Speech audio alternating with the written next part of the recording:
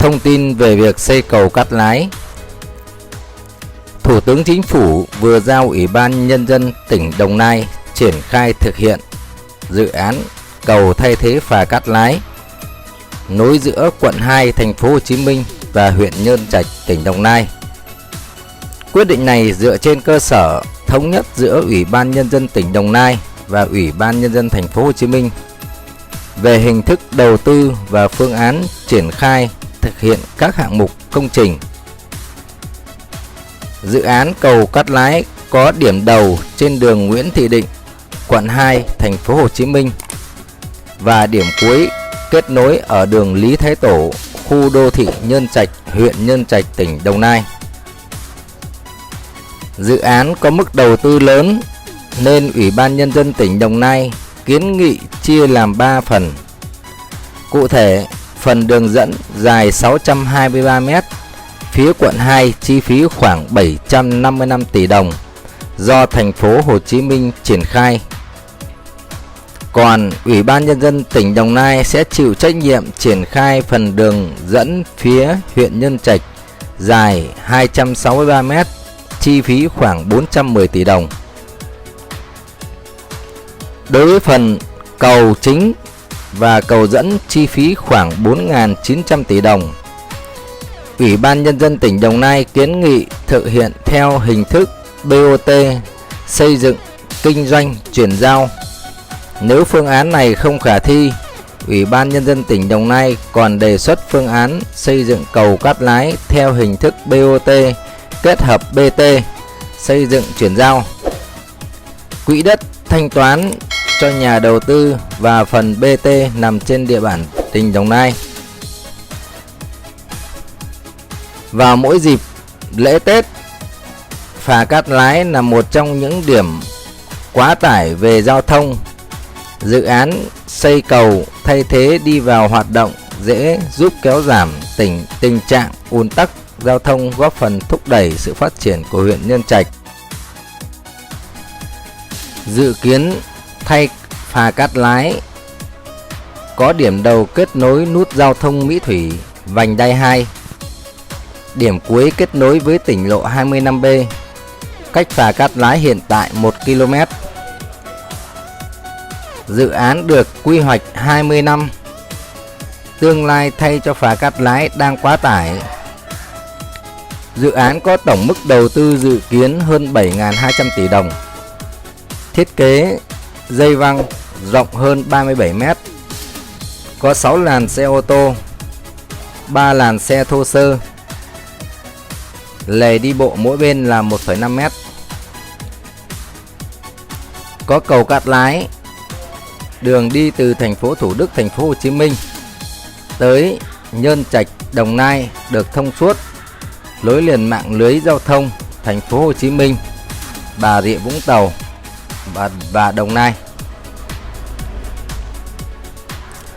Sở Giao thông Vận tải vừa đề nghị Văn phòng Ủy ban Nhân dân thành phố Hồ Chí Minh sớm tham mưu lãnh đạo thành phố xem xét đề xuất 5 phương án xây cầu thay phà Cát Lái nối thành phố Hồ Chí Minh, Đồng Nai.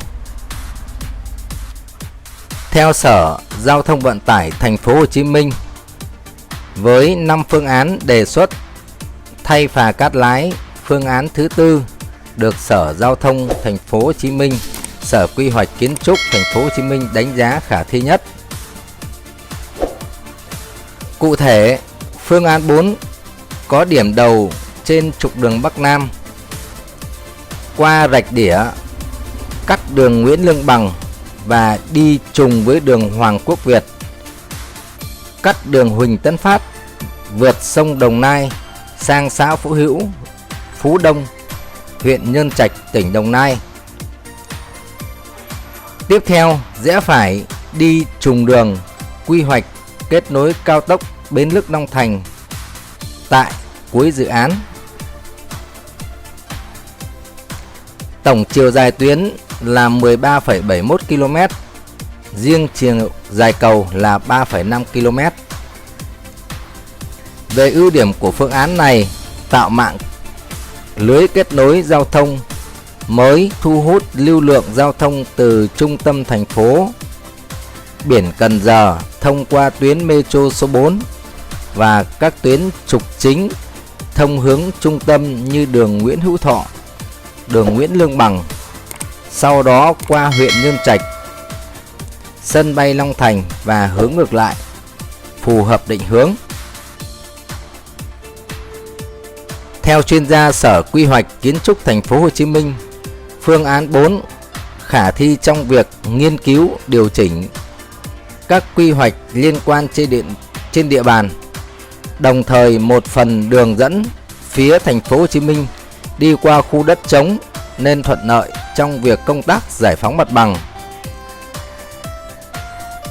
Trong phương án 1, hướng tuyến bắt đầu từ nút giao thông Mỹ Thủy vành đai 2 đi dọc đường Nguyễn Thị Định vượt sông Đồng Nai. Tổng chiều dài tuyến là 11,76 km, chiều dài cầu là 3,10 km. Phương án này ảnh hưởng lớn đến đời sống người dân, sẽ xảy ra ùn tắc giao thông nghiêm trọng. Còn phương án hầm vượt sông, ngoài nhược điểm như phương án 1 thì chi phí xây dựng và duy tu rất tốn kém so với làm cầu vượt sông. Phương án 2 có hướng tuyến từ nút giao thông trên đường vành đai 2, cách đường dẫn cầu Phú Mỹ 1 km và cách nút giao thông Mỹ Thủy 2,3 km. Cầu đi dọc nhánh Rạch Kỳ Hà, vượt sông Đồng Nai sang xã Phú Hữu, huyện Nhân Trạch. Sau đó kết nối cao tốc Bến Lức Long Thành. Tổng chiều dài tuyến là 10,6 km. Riêng chiều dài cầu là 3,56 km. Với phương án này ảnh hưởng đến hoạt động của cảng Cát Lái khi thu hút lưu lượng lớn xe từ trung tâm thành phố Hồ Chí Minh đi sân bay Long Thành, gây ùn tắc tại nút giao thông trên đường vành đai 2, cầu Phú Mỹ. Bên cạnh đó, phương án tuyến không vuông góc với sông Đồng Nai lên rất bất lợi khi khai thác. Với phương án thứ 3, Sở Giao thông Vận tải cho rằng hướng tuyến cầu bắt đầu từ nút giao thông trên đường vành đai 2, cách cầu Ba Cua khoảng 300 m, tuyến đi thẳng vào cổng C cảng Cát Lái, vượt sông Đồng Nai sang xã Đại Phước Nhân Trạch, rẽ phải đi trùng đường tỉnh lộ 25B, nối cao tốc Bến Lức Long Thành. Tổng chiều dài tuyến 12,45 km. Riêng chiều dài cầu là 3,12 km. Phương án này ảnh hưởng rất lớn đến hoạt động hiện hữu của cảng Cát Lái, quy hoạch của các dự án dọc theo tuyến. Còn phương án 5 khó khả thi. Có điểm đầu tuyến nằm trên trục đường Bắc Nam, vượt qua Rạch Đĩa, đi theo tuyến đường trục quy hoạch kho B, cắt đường Huỳnh Tấn Phát, đi qua kho xăng dầu Nhà Bè, vượt sông Đồng Nai sang xã Phú Hữu, Phú Đông, huyện Nhân Trạch, Đồng Nai, rẽ phải đi trùng đường quy hoạch và nối cao tốc Bến Lức Long Thành tại cuối dự án. Tổng chiều dài tuyến 13 km, chiều dài cầu là 3,5 m. Phương án này phải điều chỉnh quy hoạch đường Nguyễn Hữu Thọ đến kho B, khu vực tổng kho xăng dầu huyện Nhà Bè đang hoạt động.